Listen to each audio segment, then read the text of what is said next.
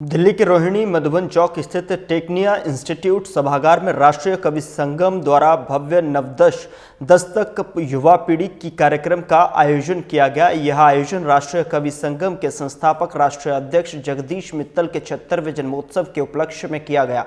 कार्यक्रम में देश भर से आए कवियों, साहित्यकारों और विशिष्ट अतिथियों ने बड़ी संख्या में भागीदारी की और इस अवसर पर दिल्ली विधानसभा के अध्यक्ष विजेंद्र गुप्ता बतौर मुख्य अतिथि उपस्थित रहे और साथ ही श्री श्री 1008 महामंडलेश्वर स्वामी अजर रामदास महाराज ने भी अपना आशीर्वाद प्रदान किया। कार्यक्रम का संचालन वरिष्ठ पदाधिकारियों और साहित्य प्रेमियों ने मिलकर किया। आयोजन में समाज, साहित्य और संस्कृति से जुड़े कई दिग्गज अतिथि मौजूद रहे, जिनमें उद्योगपतियों, शिक्षाविदों, समाज सेवियों और वरिष्ठ प्रशासनिक अधिकारियों का विशेष योगदान रहा। कार्यक्रम के दौरान राष्ट्रीय कवि संगम की ओर से प्रतिवर्ष प्रदान किए जाने वाले जगदीश मित्तल काव्य पुरस्कार 2025 की घोषणा की गई, जो इस वर्ष प्रसिद्ध कवि राजेश अग्रवाल को प्रदान किया।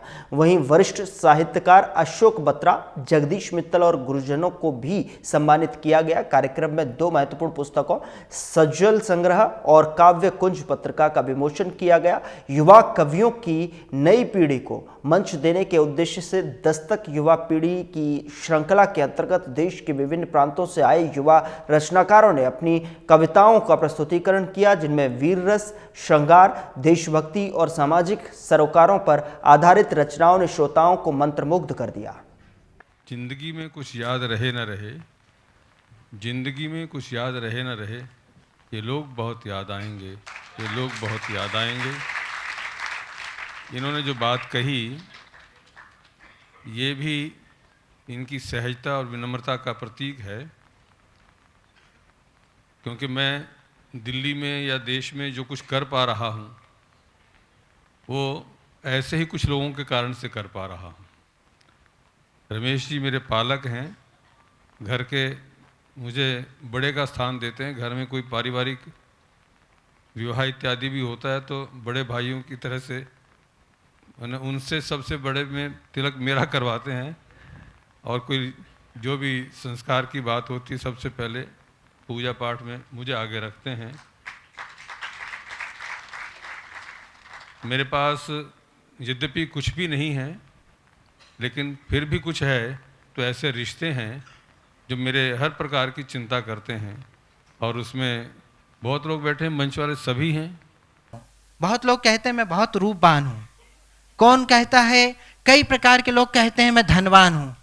मैं कहता हूँ कि आपको रूप का गर्व हो या ना हो, आपको धन का गर्व हो या ना हो, लेकिन आपको गर्व होना चाहिए कि आप भारत भूमि के एक नागरिक हैं।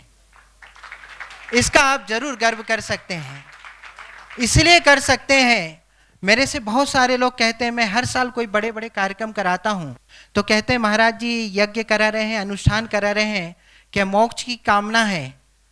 इसी विषय को लेकर मेरे और संतों के साथ भी कई बार बहस हो चुकी है।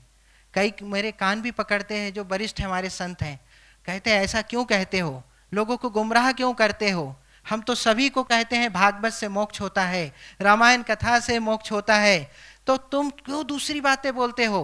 तो मेरा एक ही कहना है कि मैं ये यज्ञ अनुष्ठान जो कराता हूँ, बाबूजी गए हैं, एक आश्रम, छोटा सा आश्रम है, श्री क्षेत्र ऋषिकेश में है, रामटेक में है, प्रयागराज में है, ग्वालियर के पास है, तो सब जगह में कोई ना कोई अनुष्ठान और यज्ञ या कथा होती रहती है।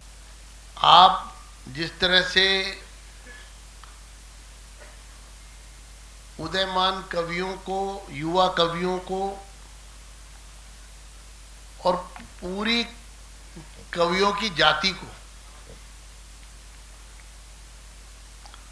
जिस तरह से संरक्षण दे रहे हैं, एक संरक्षक के रूप में न सिर्फ उनको प्रोत्साहित कर रहे हैं, बल्कि उनको मंच, और फिर मंच तक ही नहीं, और भी आगे कहां तक आपको बढ़ाया जा सकता है, इस प्रकार वो काव्य के इस रथ को अपनी परिकल्पना से आगे बढ़ा रहे हैं। इस सभागार में 13-14 साल पहले खड़े होने की जो अनुभूति थी, जो एंजाइटी थी, जो उत्सुकता थी, उससे कम आज बिल्कुल भी नहीं है। लेकिन संकट ये है कि जिस अशोक बत्रा जी ने मुझे बुलाने में 6 मिनट खर्च किए, उन्होंने मुझे 6 मिनट दिए। तो गलती अब मेरी बिल्कुल नहीं है, पीछे से बोल चुके 36 मिनट आपके। तो एक बार बत्रा जी के लिए तालियां बजनी चाहिए। मैं जल्दी से बता दूं, दस्तक, छठी दस्तक में जब आने का अवसर मिला, वो ऐसे ही नहीं मिल गया था, और आज जो 14 कवि चयनित हुए उनको भी ऐसे नहीं मिला होगा। कभी मैंने माँ वाणी की वंदना के क्रम में लिखा था कि न जाने कौन सी कविता धर्म ईमान बन जाए, न जाने कौन सी कविता धर्म ईमान बन जाए, कहीं उपदेश दे गीता, कहीं कुरान बन जाए, कृपा मां शारदे हो तो फिर है क्या नहीं संभव, न जाने कौन तुलसीदास या रसखान बन जाए।